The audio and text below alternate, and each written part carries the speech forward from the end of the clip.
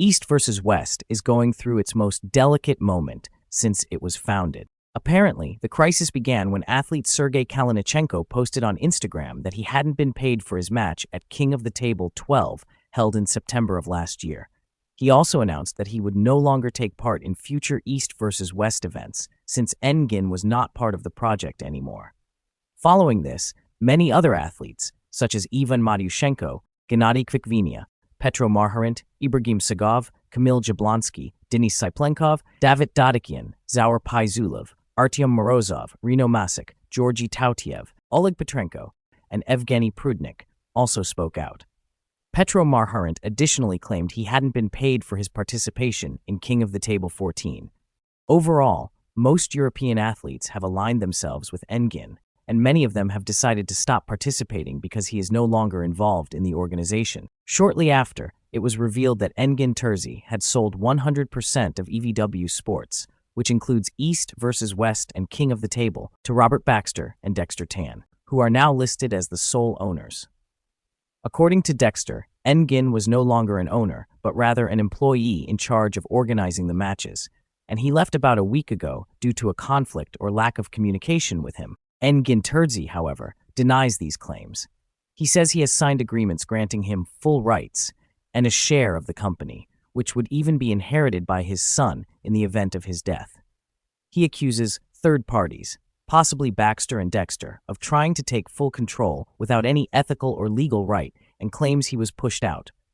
He also suggests that certain agreements were broken. As for the outstanding payments, EVW Sports, through Dexter, argues that they are not responsible for any debts incurred before they bought King of the Table from Core Sports last December. In Petro Marharint's specific case, they say the payment has been delayed because he requested to be paid in cash rather than via bank transfer. In addition to the financial issues and the ownership dispute, the East versus West 18 event also suffered from technical problems, prolonged power outages, and non-working microphones. On the other hand, the change of date and location for East versus West 19 from August 2nd in Baku, Azerbaijan, to August 15th in Colorado, USA, could be another reason behind the split between Engin Terzi and the EVW Sports organization. At this point, the arm wrestling community is divided. Most European athletes support Engin, while others, like Devon, remain on the side of the new management, which claims to be focused on growing the sport overall.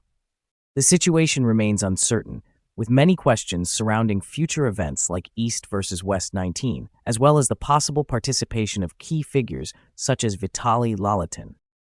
Finally, Devon Larratt has taken a different stance from many European athletes, choosing to remain with East versus West under the new leadership.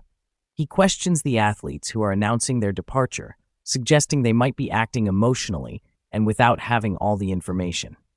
Devon expresses strong personal trust in Robert Baxter and Dexter Tan, stating it would be impossible for him to question their integrity and morals.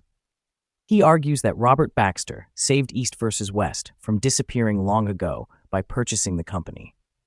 For Devon, East versus West is the highest representation of our sport, and his goal is to contribute to the growth of arm wrestling.